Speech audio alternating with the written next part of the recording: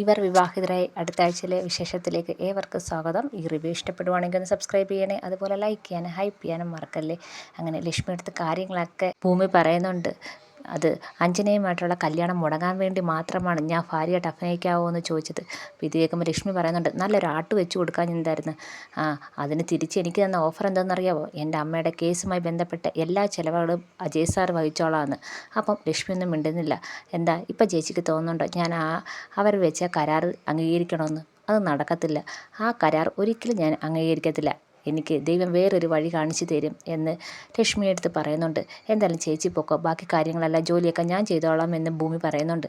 അതിനുശേഷം പിറ്റേന്ന് തന്നെ ഭൂമി അംബികയെ കാണാൻ പോകുന്നുണ്ട്. കഴിഞ്ഞ പ്രാവശ്യം ഭൂമി കാണാൻ ചെന്നപ്പോഴേ ഒരുപാട് കാര്യം പറയാനുണ്ടെന്ന് അംബിക പറഞ്ഞായിരുന്നു. അമ്മയുടെ സങ്കടങ്ങളെല്ലാം തന്നോട് പറയാനായിരിക്കും ചെല്ലാൻ പറഞ്ഞെന്നുള്ള കാര്യം ഭൂമി ഓർക്കുകയാണ്. അങ്ങനെ ഭൂമി ജയിലിലേക്ക് ചെല്ലുകയാണ്. അങ്ങനെ അംബികയും ഒരു പോലീസുകാരി അംബികയെ കൊണ്ടുവരികയാണ്. അപ്പം അംബികയെ കാണുമ്പോൾ ഉടനെ ഭൂമി കരയാൻ തുടങ്ങണം. അമ്മേ എന്നും പറഞ്ഞുകൊണ്ട് കരയാണ്. അപ്പം അംബികയാണെങ്കിൽ നല്ല വിഷമത്തോടെ വന്നിരിക്കുകയാണ്. എന്നിട്ട് ചോദിക്കുന്നുണ്ട്, എൻ്റെ മോക്ക് സുഖമാണ്, ലക്ഷ്മി വരാറുണ്ടോ എന്നൊക്കെ അംബിക തിരക്കുന്നുണ്ട്. വരാറുണ്ട് ലക്ഷ്മി ചേച്ചി, അമ്മയുടെ കാര്യവും തിരക്കും.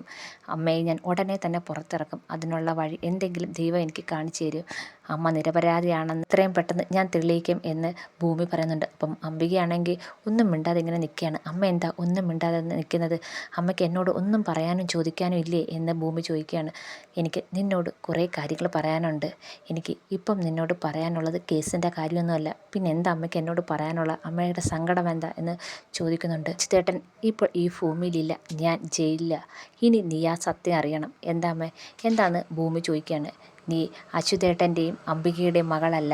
ഇത് കേൾക്കുമ്പം ഒന്ന് ഞെട്ടുന്നുണ്ട് ഭൂമി. അമ്മ എന്തൊക്കെയാ ഈ പറയുന്നത്? സത്യമാണ്, എൻ്റെയും അച്യുതേട്ടൻ്റെയും മകളല്ല നീ. ഇത് കേൾക്കുമ്പോൾ ഭൂമി ഭയങ്കരമായിട്ട് കരയുന്നുണ്ട്. അമ്മ വെറുതെ ഇരുന്ന് ഓരോന്നും പറയാതെ സത്യമാണ് പറയുന്നത്. നിൻ്റെ അച്ഛനും അമ്മയും ആരാണെന്ന് എനിക്കറിയത്തില്ല, പക്ഷേ അച്യുതേട്ടൻ അറിയാമായിരുന്നു ആരാണെന്ന്. പക്ഷേ അച്യുതേട്ടൻ ഇപ്പം ജീവിച്ചിരിപ്പേല. ഇനി നീ ഈ കേസിൻ്റെ പുറകെ നടന്ന് നിൻ്റെ ജീവിതം കളയാതെ നീ നിൻ്റെ സ്വന്തം അച്ഛനും അമ്മയും കണ്ടെത്ത്, അവരുടെ അടുത്തേക്ക് പോ. എൻ്റെ പുറകിൽ ഇനി നടക്കേണ്ട കാര്യമില്ല എന്ന് പറയാണ്. അപ്പോൾ ഇതൊക്കെ കേൾക്കുമ്പോൾ ഭൂമി പൊട്ടിക്കരയാണ്. അമ്മയെന്ന് പറഞ്ഞുകൊണ്ട് കരയുകയാണ്.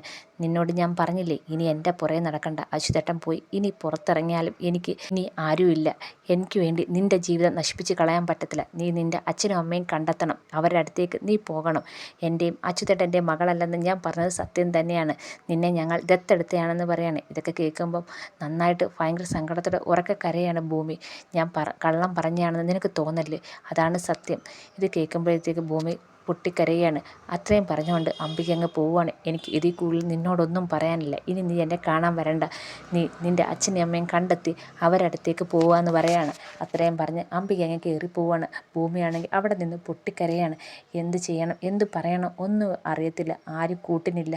താൻ ഒറ്റയ്ക്കായി പോയതുപോലെ തോന്നുവാണ് ഭൂമിക്ക്. അങ്ങനെ ഭയങ്കര സങ്കടത്തോടെയും വിഷമത്തോടെയും കോഫി ഹൗസിലേക്ക് പോവുകയാണ്. ഒരു ബോധവും ഇല്ലാതെ ഒരു ഭ്രാന്തിയെ പോലെ പോവുകയാണ്. അവിടെ ചെല്ലുമ്പോൾ ലക്ഷ്മി ചേച്ചി ചോദിക്കുന്നുണ്ട്, എന്താ മോളെന്താ വല്ലാതിരിക്കുന്നത്? അമ്മയെ കണ്ടില്ലേന്ന് ചോദിക്കുകയാണ്.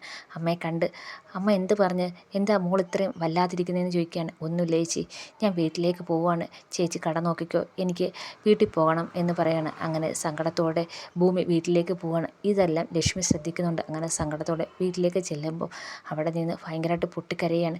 എന്നിട്ട് അവിടെ നിന്ന് ചോദിക്കാൻ, അച്ഛാ ഞാൻ അച്ഛൻ്റെ മോളല്ലേ? അമ്മ എന്നോട് അങ്ങനെ പറഞ്ഞ് ഞാൻ അച്ഛൻ്റെ മോളല്ലേ എന്നൊക്കെ പറഞ്ഞ് ഉറക്കെ പൊട്ടിക്കരയാണ്. ആ വീടൊക്കെ നോക്കി സങ്കടത്തോടെ പൊട്ടിക്കരയാണ്. അപ്പം തനിക്ക് ആരുമില്ല, താൻ ഒറ്റയ്ക്കായി പോയെന്ന് ഭൂമിക്ക് അന്നേരം തോന്നുകയാണ്. അമ്മ എന്നോട് വെറുതെ പറയുകയാണ്, ഈ കേസിൻ്റെ പുറകെ ഇനിയും നടക്കാതിരിക്കാൻ വേണ്ടി അമ്മ എന്നെ ഒഴിവാക്കാൻ വേണ്ടി പറഞ്ഞാ ഞാൻ അച്ഛൻ്റെ അമ്മയുടെ മോളിലെന്ന് അമ്മ വെറുതെ പറഞ്ഞാന്നൊക്കെ പറഞ്ഞ് ഭയങ്കര സങ്കടത്തോടെ പൊട്ടിക്കരയാണ് ഭൂമി വീണ്ടും. ഞാൻ എൻ്റെ അമ്മയെ അങ്ങനെ വിട്ട് കളയത്തില്ല. അമ്മ ഇനിയും ജയിലിൽ കിടക്കാൻ ഞാൻ സമ്മതിക്കത്തില്ല. എനിക്ക് അച്ഛനെ നഷ്ടപ്പെട്ടുള്ളൂ, എൻ്റെ അമ്മ ജയിലിലുണ്ട്, അമ്മയെ ഞാൻ പുറത്തിറക്കും. എല്ലാവരും കൂടെ എന്നെ കള്ളക്കഥ പറഞ്ഞ് പറ്റിക്കുകയാണെന്ന് പറഞ്ഞ് ഭൂമി പൊട്ടിക്കരയാണ്. രാത്രി മൊത്തവും ഇങ്ങനെ സങ്കടത്തോടെ ആ മുറ്റത്തിരുന്ന് കരയുകയാണ്. അപ്പോഴാണ് ഭൂമി ഓർത്തത് അമ്മയെ പുറത്തിറക്കാൻ ആൽഫ്രഡ് പറഞ്ഞ ആ കാര്യത്തെക്കുറിച്ച് ഭൂമി ആലോചിക്കുന്നത്. അപ്പം ഭൂമി ഇങ്ങനെ സ്വയമേ ഇരുന്ന് പറയുകയാണ്, എൻ്റെ അമ്മയെ പുറത്തിറക്കുക, അത് മാത്രമേ ഞാനിപ്പോൾ ചിന്തിക്കുന്നുള്ളൂ. അതിന് എൻ്റെ ജീവിതം ഹോമിക്കേണ്ടി വന്നാലും എനിക്ക് ഒരു കുഴപ്പവുമില്ല.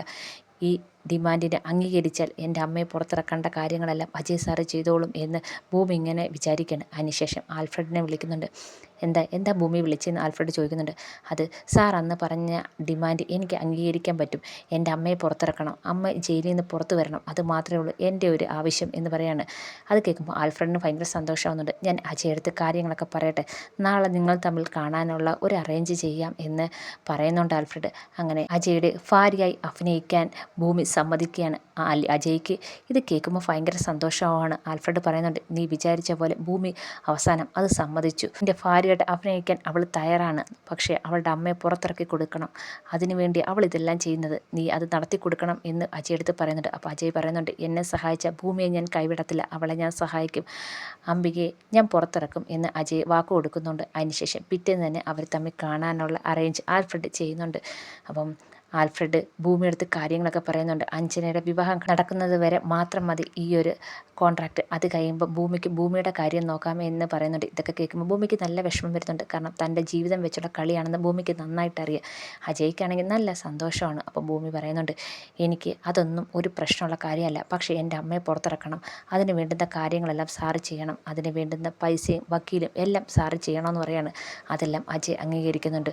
ഭൂമിക്ക് വേണ്ടുന്ന കാര്യങ്ങളെല്ലാം ഞാൻ ചെയ്തു തരും, അംബികയെ ഞാൻ പുറത്തിറക്കി തരും, അത് എൻ്റെ വാക്കാണെന്ന് പറയാണ്. അങ്ങനെ അവർ രണ്ടുപേരും ഷേക്ക് ഹാൻഡ് കൊടുത്ത് അവരുടെ ഡീൽ ഉറപ്പിക്കുകയാണ്. അങ്ങനെ ഭൂമി അജയുടെ ഭാര്യയാവാൻ സമ്മതിക്കുകയാണ്. അജയ്ക്ക് നല്ല സന്തോഷമാണ്, പക്ഷേ മനസ്സുകൊണ്ട് വിങ്ങിപ്പൊട്ടുകയാണ് ഭൂമി.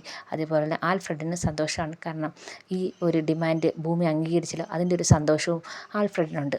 അങ്ങനെ അജയ് വീട്ടിലേക്ക് വരുമ്പം എല്ലാവരും കൂടെ പിടിച്ച് അജയ് നിർത്തുന്നുണ്ട്. അപ്പോൾ മുത്തശ്ശി ചോദിക്കുന്നുണ്ട്, നീ ഈ വിവാഹമായിട്ട് ഇങ്ങനെ ഓടി നടന്നാൽ എങ്ങനെ, ഇവിടെ അഞ്ജനയോടെ വേണ്ടുന്ന കാര്യങ്ങൾക്കൊക്കെ നീ പോവാത്ത എന്താ, കുറച്ച് ദിവസത്തേക്ക് ലീവ് എടുക്കണം, ഇങ്ങനെ ഓടി നടന്നാൽ ശരിയാവത്തില്ല, നിൻ്റെ അല്ലേ വിവാഹം, പിന്നെന്താ ഞങ്ങളെല്ലാം വിവാഹത്തിന് വേണ്ടുന്ന കാര്യങ്ങളൊക്കെ ചെയ്യുമ്പോൾ നീ മാത്രം ഇതിലൊന്നും ഇടപെടാതെ മാറി നിൽക്കുന്നത് എന്താണെന്ന് മുത്തശ്ശി ചോദിക്കുന്നുണ്ട്. അപ്പം അജയ് ഒന്നും മിണ്ടാതെ നിൽക്കുന്നുണ്ട്. അങ്ങനെ എല്ലാവരും മാറി മാറി ചോദിക്കുന്നുണ്ട്, നീ എന്താ ഇങ്ങനെ മാറി നിൽക്കുന്നത്, അവൾക്കും വിഷമമാവത്തില്ലേ എന്നൊക്കെ ചോദിക്കുന്നുണ്ട്. അഞ്ജന വന്ന് ഇതിൻ്റെ ഇടയ്ക്ക് സംസാരിക്കാൻ വരുമ്പോൾ അജയ് ദേഷ്യപ്പെടുകയും ചെയ്യുന്നുണ്ട്. അപ്പം മുത്തശ്ശി പറയുന്നുണ്ട്, നീ ഇങ്ങനെ അഞ്ജനയോട് പെരുമാറുന്നത് ശരിയല്ല, കുറച്ച് ദിവസം കഴിഞ്ഞാൽ നിങ്ങളുടെ വിവാഹമാണെന്നൊക്കെ പറയുന്നുണ്ട്. ഇത് കേൾക്കുമ്പോൾ അജയ് പറയുന്നുണ്ട്, മുത്തശ്ശി എന്നോട് കുറച്ചെങ്കിലും സ്നേഹം ഉണ്ടെങ്കിൽ ഞാൻ പറയുന്നത് കേൾക്ക്, എനിക്ക് ഈ വിവാഹത്തിന് ഇഷ്ടമല്ല, ഈ നിൽക്കുന്ന അഞ്ജനെ വിവാഹം കഴിക്കാൻ എനിക്ക് ഇഷ്ടമല്ലെന്ന് പറയാണ്. അപ്പോൾ മുത്തശ്ശി പറയുന്നുണ്ട്, നീ എന്തൊക്കെയായി പറയുന്നത്, നിങ്ങൾ തമ്മിലുള്ള നിശ്ചയം നടന്നതാണ്, ഉടനെ തന്നെ വിവാഹമുണ്ട്, എല്ലാം വേണ്ടുന്ന കാര്യങ്ങളും ചെയ്ത് ഇവൻ മാനേജ്മെൻറ്റ് കണ്ണിയും ഫോട്ടോഷൂട്ടും എല്ലാം കഴിഞ്ഞ് ഇനി എന്താ നീ ഇങ്ങനെ പറയുന്നത്, ഈ വിവാഹം നടന്നേ പറ്റത്തുള്ളൂ എന്ന് പറയാണ്. അപ്പോൾ അജയ് വീണ്ടും പറയുന്നുണ്ട്, മുത്തശ്ശിക്ക് കുറച്ചെങ്കിലും എന്നോട് സ്നേഹം ഉണ്ടെങ്കിൽ ഈ വിവാഹം നടത്തല്ലേ, മുത്തശ്ശി വിഷമിക്കേണ്ട എന്ന് വിചാരിച്ചാണ് ഇവരെ ഞാൻ കൂട്ടിക്കൊണ്ട് വന്നതെന്ന് പറയാണ്. ഇതൊക്കെ കേൾക്കുമ്പോഴത്തേക്ക് ഭവാനിയും അഞ്ജനയും ഭയങ്കര സങ്കടവും ദേഷ്യമൊക്കെ വരുന്നുണ്ട്. അപ്പോൾ മാധവൻ വന്നിട്ട് അജയുടെ കോളറിൽ പിടിക്കുന്നുണ്ട്. നീ എന്താടാ പറയുന്നത്, ഈ അവസാന നിമിഷം നിനക്ക് വിവാഹം വേണ്ടെന്നോ, അങ്ങനെയാണെങ്കിൽ നിനക്ക് നേരത്തെ പറഞ്ഞുകൂടായിരുന്നോ എന്ന് ചോദിക്കുന്നുണ്ട്. നിനക്ക് ഇഷ്ടമായോണ്ടല്ലേ ഭവാനിയും അഞ്ജനയും കൂട്ടിക്കൊണ്ട് വന്നത്, അന്നൊന്നും നീ ഒന്നും പറഞ്ഞില്ല, പിന്നെ ഇപ്പോഴാണോടാ വിവാഹത്തിന് താല്പര്യമില്ലെന്ന് പറയുന്നത് എന്നും ചോദിച്ചുകൊണ്ട് മാധവ് ഭയങ്കരമായിട്ട് ചൂടാവുകയാണ്. അജയുടെ ഷട്ടിലൊക്കെ പിടിച്ച് വലിക്കുന്നുണ്ട്.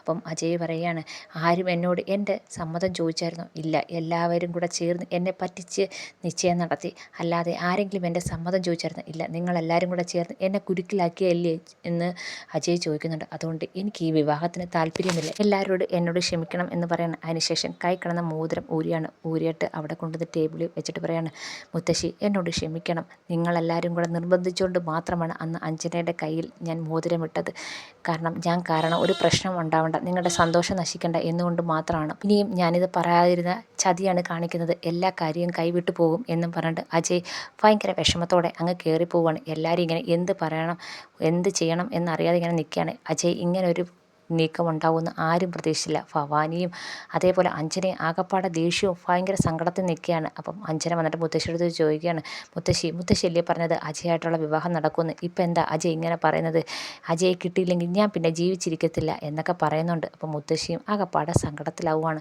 കാരണം അജയെടുത്തും ഒന്നും പറയാൻ വയ്യ, അഞ്ജനയോടും ഒന്നും പറയാൻ വയ്യാത്ത ഒരവസ്ഥയിൽ നിൽക്കുകയാണ്. അങ്ങനെ സൗഭാഗ്യപുരത്ത് എല്ലാവരും വലിയ സങ്കടത്തിലാണ്. അതിനുശേഷം മുത്തശ്ശി ആ വീട് വിട്ട് പോകാൻ ഒരുങ്ങിയാണ്. ഡ്രസ്സൊക്കെ മാറി മുത്തശ്ശി ആ വീട് വിട്ട് പോവുകയാണ്. അപ്പം എല്ലാവരും മുത്തശ്ശിയെ തടയുന്നുണ്ട്. അമ്മ ആ വീട് വിട്ട് പോകല്ലേ എന്നൊക്കെ പറഞ്ഞ് എല്ലാവരും തടയുന്നുണ്ട്. പക്ഷേ ഭവാനിയും അഞ്ജനയും ഒന്നും വലുതായിട്ട് പറയുന്നില്ല. കാരണം മുത്തശ്ശി ഈ ഒരു തീരുമാനം എടുത്താൽ മാത്രമേ അജയ് തൻ്റെ വഴിക്ക് വരുത്തുള്ളൂ എന്ന് ഭവാനിക്ക് നന്നായിട്ട് അറിയാം. അതുകൊണ്ട് അവരൊന്നും വലുതായിട്ട് മിണ്ടുന്നില്ല. പക്ഷേ ബാക്കി എല്ലാവരും ഭയങ്കര സങ്കടത്തോടെ കരയൊക്കെ ചെയ്യുന്നുണ്ട്. അമ്മ പോകല്ലേ, അമ്മ ഈ വീട്ടിൽ നിന്ന് പോയാൽ ശരിയാവത്തില്ല എന്നൊക്കെ പറയുന്നുണ്ട്. അപ്പോൾ മുത്തശ്ശി പറയുന്നുണ്ട്, എൻ്റെ വാക്കിന് ഒരു വിലയില്ലാത്ത ഈ വീട്ടിൽ ഞാൻ ഇനി നിൽക്കത്തില്ല, ഈ വീട്ടിലേക്ക് ഞാൻ ഇനി ഇല്ലെന്നും പറഞ്ഞ് മുത്തശ്ശി ആ വീട് വിട്ടിറങ്ങാൻ പോവുകയാണ്. അങ്ങനെ എല്ലാവരും ഭയങ്കര സങ്കടത്തിലാണ്. എന്തായാലും അജയ് തൻ്റെ തീരുമാനം എല്ലാവരുടെയും മുന്നിൽ തുറന്നു പറയുകയാണ്. അതുപോലെ തന്നെ അജയും ഭൂമിയും തമ്മിലുള്ള ഡമ്മി കല്യാണവും ഉടനെ നടക്കുക തന്നെ ചെയ്യുമെന്ന് അജയ്ക്ക് ഉറപ്പായിട്ടുണ്ട്. അതുപോലെ തന്നെ ഭൂമി എല്ലാ സത്യം തിരിച്ചറിയുന്നതോടെ എന്ത് ചെയ്യണമെന്നറിയാതെ ആകപ്പാടെ വിഷമിച്ച് നടക്കുകയാണ്. അംബികയുടെയും അച്യുതൻ്റെയും മകളല്ല താനെന്നുള്ള സത്യം ഭൂമി തിരിച്ചറിയുകയും ചെയ്യുകയാണ്.